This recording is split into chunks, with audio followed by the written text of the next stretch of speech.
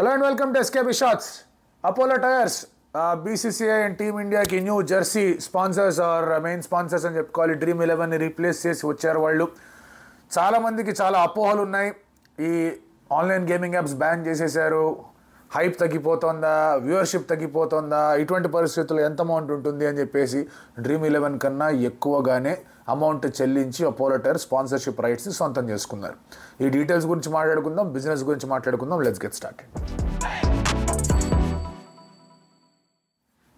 Firstly మనం వాల్యూస్కి వెళ్ళిపోతే, absolute వాల్యూస్కి వెళ్ళిపోతే కనుక 579 crore డీల్ ఇది అపోలో టైర్స్ అండ్ అలాగే బీసీసీఐ మధ్య. అది త్రూ 2027 అంటే 2027 అయ్యేంత వరకు కూడా ఈ deal is valid. Apollo tyres ఫుల్గా జెర్సీ బ్రాండింగ్ అనేది చేస్తారు వాళ్ళు. అండ్ 579 కోట్లు, ఇన్ఫ్యాక్ట్ 579 కోట్లు అంటే మనం డివైడ్ చేసుకుందాం. 121 బైలాటరల్స్ అండ్ అలాగే 21 ఐసీసీ మ్యాచ్లు, ఈ హడావిడంతా కనిపిస్తుంది. రఫ్లీ it comes down to around 4.5 crores per match day లాగా తయారవుతుంది. సో 4.5 crores అని మనం మాట్లాడుకుంటున్నామంటే కనుక డ్రీమ్ 11 ఇచ్చిన దానికన్నా 1/2 కోటి ఎక్స్ట్రా. డ్రీమ్ 11 వెళ్ళిపోయినంత స్పాన్సర్షిప్ తగ్గిపోతుంది, వ్యూవర్షిప్ తగ్గిపోతుంది, ఎవరు చూడట్లేదు, మీమ్ పేజెస్ కవర్ చేయట్లేదు, ఇండియా పాకిస్తాన్ మ్యాచ్కి ఏమీ పెద్ద ఇది లేదు, ఏమైంది మ్యాచ్కి ఏమీ కాల. సో క్రికెట్ అనేది మీమ్ పేజీల కన్నా ముందు ఉండింది, ఈ ఆన్లైన్ స్పోర్టింగ్ యాప్స్ కన్నా ముందు ఉండింది, అండ్ క్రికెట్ దీని తర్వాత కూడా ఉంటుంది. క్రికెట్ కావాల్సింది మాధ్యమం, క్రికెట్ చూడగలిగే మాధ్యమాలు కావాలి.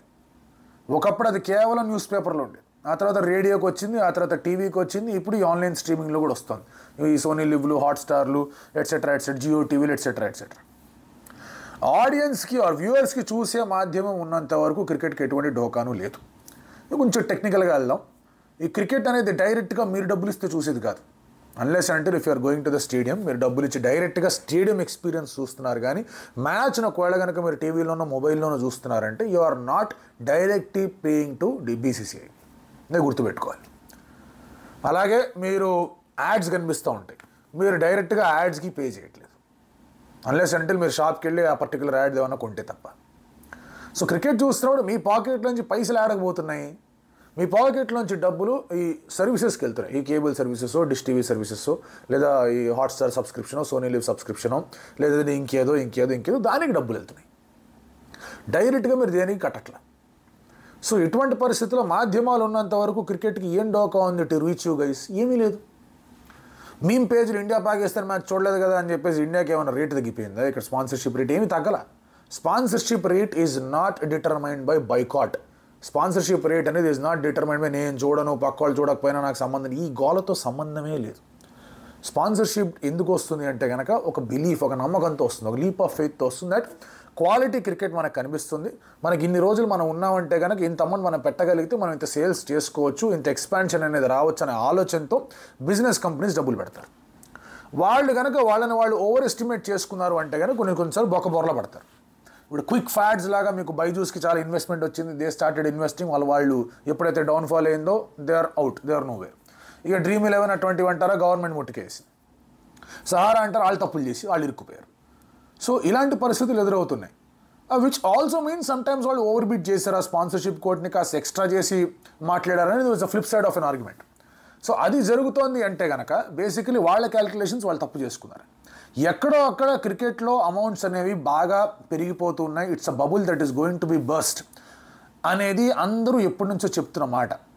బట్ ఆ బబుల్ బర్స్ట్ అవ్వకుండా అది డిలే అవుతూనే వస్తుంది, ఆ బబుల్ పెద్దది అవుతూనే వస్తుంది. ఎప్పుడు బర్స్ట్ అవుతుంది అనేది తెలియదు సరిగా, but definitely it will burst, అందులో ఎటువంటి డౌట్ లేదు. ఎక్కడో అక్కడ ఇట్ విల్ బర్స్ట్. బట్ ఆ బర్స్ట్ అవ్వకుండా ఉండడానికి what are the things that are helping? మీకు క్వాలిటీ ఆఫ్ ద క్రికెట్ అనేది ఎక్కడ కాంప్రమైజ్ అవ్వట్లేదు కదా. ఇండియన్ క్రికెట్ క్వాలిటీ అనేది మీరు ఎక్కడ చూసుకున్నా there is no compromise. So అటువంటి పరిస్థితుల్లో if the quality is good, players are good, రాబోయే ప్లేయర్స్ ఇప్పుడు ఎందుకంటే ఇద్దరు ఎవరైతే టాప్ నాచ్ ప్లేయర్స్ అని మనం మాట్లాడుకుని వాళ్ళు చాలా తక్కువ కనిపిస్తారు వాళ్ళు ఇండియన్ క్రికెట్లో. Test match order, T20 order, వన్డేలు ఎన్ని జరుగుతున్నాయి మనకి తెలుసు. అయినా కూడా స్పాన్సర్షిప్ డీల్ ఎందుకు పెరిగింది? బికాజ్ ఒక నమ్మకం దట్ ఇండియన్ క్రికెట్లో క్వాలిటీ ఉంది అని, ఇండియన్ క్రికెట్లో లాట్ ఆఫ్ వ్యూవర్షిప్ ఉంది అని, చాలామంది చూస్తారు అని. ఎందుకు చూస్తారు? క్వాలిటీ ఉంటేనే చూస్తారు. పనిమాల చూడరుగా, పనిమాల ఎవరు చూడరుగా మ్యాచ్ని. ఏదైనా క్వాలిటీ ఉంది, మంచి అపోజిషన్ ఉంది అని చూస్తారు. రీసెంట్గా కంక్లూడ్ అయిన England series is a perfect example. సోనీలో ఈ మ్యాచ్ జరుగుతోంది టీవీలో చాలా తక్కువ మంది తెలుసు. సరే తెలుసు, బట్ చాలామంది ఎక్కువ తెలుగు వాళ్ళందరూ కూడా హాట్స్టార్లో చూసిన దాఖలాలు ఎక్కువ ఉన్నాయని చెప్పేసి మాట్లాడుతున్నారు. But still Sony Telugu ratings చాలా హైగా వచ్చాయి. ఓవరాల్ సోనీ టీవీ రేటింగ్స్ చాలా హైగా వచ్చాయి. హాట్స్టార్లో ఎంతమంది చూసారో చాలా క్లియర్గా తెలుస్తుంది. ఎందుకు? Because quality of those matches. BGT ఎంత వ్యూవర్షిప్ వచ్చింది? Because of the quality of those matches. Result మన ఫేవర్లో వెళ్ళకపోయినా క్వాలిటీ ఆఫ్ ద మ్యాచెస్ అనేవి కనిపిస్తున్నాయి. క్వాలిటీ ఎప్పుడైతే తగ్గుతుందో అప్పుడే మెల్లగా క్రికెట్ మీద ఇంట్రెస్ట్ అన్ని విధాలుగా కూడా పోతాయి. ఆ క్వాలిటీ ఇప్పుడు అప్పట్లో ఇండియన్ క్రికెట్లో తగ్గేట్టు కనిపించట్ల. ప్రత్యామ్నాయాలు చాలా స్ట్రాంగ్గా ఉన్నాయి. తర్వాత గ్రాస్ రూట్ లెవెల్ స్పీకింగ్ చాలా స్ట్రాంగ్గా కనిపిస్తుంది. ఎంచుకున్న సిరీస్లు చాలా స్ట్రాంగ్గా ఉన్నాయి. Next year again we are going to New Zealand, we are going to Sri Lanka, ఆ తర్వాత ఆస్ట్రేలియా ఇస్ కమింగ్ ఇయర్, ఆ తర్వాత మళ్ళీ ఇంగ్లాండ్ వస్తుంది. ఆ సంవత్సరం ఆస్ట్రేలియాకి వెళ్ళబోతున్నాం. There is South Africa in, South Africa out. ఇలాంటి చాలా కాంపిటేటివ్ క్వాలిటీ సిరీస్లు ఉన్నాయి. కాబట్టి డెఫినెట్లీ మీకు ఎక్కడ కూడా ఏదో ఇక్కడ ఇబ్బంది అయిపోతుందని చెప్పడానికి ఏమాత్రం ఆస్కారాలు లేవు ఇండియన్ క్రికెట్కి సంబంధించి. So real money games app ban చేసేసారు, దానివల్ల వ్యూవర్షిప్ తగ్గిపోయింది, దానివల్ల రెవెన్యూ తగ్గిపోతుందని మాట్లాడే వాళ్ళందరికీ క్లియర్గా చెప్పేది ఏంటి అంటే అది ఏది జరగల. స్పాన్సర్షిప్ ఇన్ఫ్యాక్ట్ పెరిగింది, ఇట్ విల్ ఇంక్రీస్. ఎక్కడో అక్కడ అసలు మ్యాచ్ లేని కాంపిటీషన్స్ జరుగుతున్నాయంటే కనుక తగ్గిపోతుంది. Which will happen eventually with India and Pakistan. ఎందుకంటే అది నో మ్యాచ్ మాట్లాడడం లేవు. చాలామంది ఏమంటారంటే ఈసారి స్టాండ్స్ ఫిల్ అవ్వలేదు కదా అని మాట్లాడితే అర్థం చేసుకోవాల్సింది ఏంటి అంటే కనుక stands and ticketing are with the organizers. Last time Asia cup జరిగినప్పుడు ACC chairman was Jay Shah. Tickets organizing అంతా కూడా చాలా పర్ఫెక్ట్గా జరిగింది. ఐసీసీ ఆధ్వర్యంలో ఏ మ్యాచ్ జరిగినా కూడా టికెట్స్ కానీ ఆర్గనైజేషన్ కానీ చాలా పర్ఫెక్ట్గా ఉంటాయి. బట్ ఇప్పుడు పాకిస్తాన్ వాళ్ళు హ్యాండిల్ చేస్తున్నారు. ఏసీసీ హెడ్ పాకిస్తాన్ వాళ్ళు ఉన్నారు. ఆర్గనైజేషన్ అంతా కూడా వాళ్ళ బాడీ అనేది ఉంది అక్కడ. There is no direct Indian involvement. India ఎక్కడ కూడా ఇన్వాల్వ్ కాదు ఏసీసీకి సంబంధించి. ఇండియా ఆడడమే వాళ్ళందరికీ చేస్తున్న పెద్ద ఫేవర్. సో ఇలాంటి పరిస్థితుల్లో అక్కడ ఆర్గనైజేషన్ తప్పయ్యాయి, ప్రైసింగ్ స్ట్రాటజీలు తప్పయ్యాయి. అందుకే మీకు కొన్నిసార్లు టికెట్లు రావు. పసలేదు, హైప్ లేదు. ఎందుకు లేదంటే your playing with Oman, Hong Kong, China, వాళ్ళతో మ్యాచ్లు ఎందుకు, యూఏఈ వాళ్ళతో మ్యాచ్లు ఎందుకు. పోనీ నిజంగా కాంపిటేటివ్గా కనిపించే టీం ఏదన్నా ఉందా? ఆఫ్ఘనిస్తాన్ ఉంది, శ్రీలంక ఉంది. వాళ్ళతో ఇండియా ఈ గ్రూప్లో match ఆడట్లా. So the moment you get to the business end of the tournament, there is definitely a competition. So అది ఉన్నంత వరకు మనం చూసుకొని క్రికెట్ క్వాలిటీని ఎట్లా పెంచుకోవాలని ఆలోచన. అందుకే there is a lot of discussion. Test మ్యాచెస్ని ఎట్లా రివైవ్ చేయాలి, వన్డే మ్యాచెస్తో ఏం చేయాలి, T20 సంఖ్య అనేది కరెక్ట్గా ఉందా, ఇంకొంచెం పెంచాలా, ఫ్రాంచైజీ క్రికెట్ అనేది అది ఈటింగ్ ఇంటూ ది రెవెన్యూ, ఇలాంటి డిస్కషన్స్ జరుగుతూ ఉన్నాయి. మీమ్ పేజీలు కవర్ చేశారా? వాళ్ళు కవర్ చేయకపోతే మనకు నష్టం ఏంటి? ఎవడు మాట్లాడు గురు మీమ్ పేజీల గురించి. నో బడీ టాక్స్ బిజినెస్ ఎండ్లో. క్రికెట్ జరగకపోతే క్రికెట్ కవర్ చేసే మీమ్ పేజీలు కూడా ఏం చేస్తారు? ఏమీ చేయలేరు. వాళ్ళు వేరే కంటెంట్ ఎత్తుక్కుంటారు. It is as simple as that. So ఇక్కడ ఇమోషన్స్ని ఫ్లేర్ అప్ చేసి మాట్లాడే వాళ్ళందరూ కూడా ఇండివిజువల్గా బ్రాండింగ్కి ఏమన్నా హెల్ప్ అవుతాయేమో కానీ ఓవరాల్ ఇండియన్ క్రికెట్ కానీ బీసీసీఐ కానీ వరల్డ్ క్రికెట్ మీద కానీ ఇది ఎటువంటి ఇంపాక్ట్ క్రియేట్ చేయదు.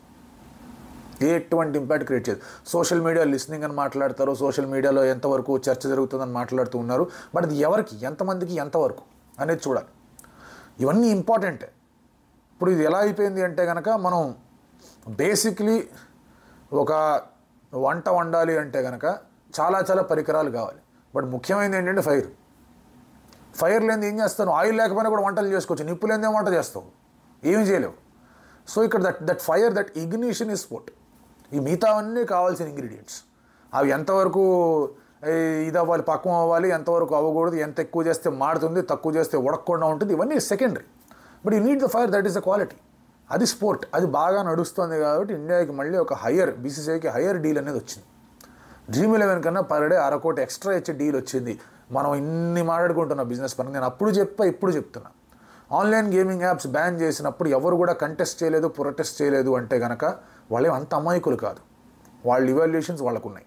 నేనే చెప్పగలిగాను దట్ దిస్ ఇలా ఉండబోతుంది, అలా ఉంటుంది, అలా ఎఫెక్ట్ ఏముండదు, ఇది తాత్కాలికం మాత్రమే, ఆ తర్వాత అన్నీ కూడా బిజినెస్లు మారిపోతాయి. వాళ్ళు గెస్ట్ చేసుకోలేరా, వాళ్ళు చూడలేరా పరిస్థితి చాలా క్లియర్గా కనిపిస్తుంది. బట్ ఒకటే ఛాలెంజ్ ఏంటి అపోలో టైర్స్కి ఏంటి అంటే కనుక it is a very huge amount, చాలా పెద్ద అమౌంట్. అండ్ కాంపిటీటర్స్ కూడా ఉన్నారు వాళ్ళకి. ఈ ఫీల్డ్లో చాలామంది కాంపిటీటర్స్ ఉన్నారు, వాళ్ళు బ్యాట్ స్పాన్సర్స్ కూడా ఉన్నారు. సో ఇటువంటి పరిస్థితులు ఎలా తట్టుకొని నిలబడతారు, ఈ అమౌంట్ అనేది వాళ్ళకి సరైన రీతిలో ఇన్వెస్ట్మెంట్ అని భావిస్తారా, అండ్ ఈ అమౌంట్కి తగ్గట్టుగా రెవెన్యూస్ వాళ్ళకి వచ్చాయా, ఈ risk to reward ratio or cost benefit analysis అనేది పాజిటివ్గా ఉందా వాళ్ళకి, అవన్నీ ఉంటే కనుక they will benefit out of this deal. లేదంటే ఇబ్బంది, ఇట్స్ లాస్ వెంచర్ ఆర్ ఒక వేస్టెడ్ ఇన్వెస్ట్మెంట్ లేదా ఒక రిస్క్ ఇన్కరింగ్ ఇన్వెస్ట్మెంట్ లాగా మారిపోతుంది.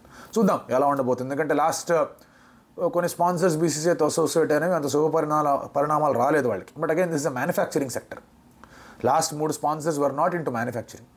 వివో సరే పక్కన పెట్టండి, వివోని మినహాయించి మీరు బైజూస్ మాట్లాడుకున్నా, లేదా Dream11 మాట్లాడుకున్నా, సహారా మాట్లాడుకున్నా, ఇది నాట్ కంప్లీట్లీ మ్యానుఫ్యాక్చరింగ్ సెక్టర్స్ కావి. But this is the manufacturing sector. So manufacturing సెక్టర్కి దాని అడ్వాంటేజ్లు దానికి ఉంటాయి. But did they over bid or were they right అనేది 2-3 ఏళ్ళ తర్వాత తెలుస్తుంది.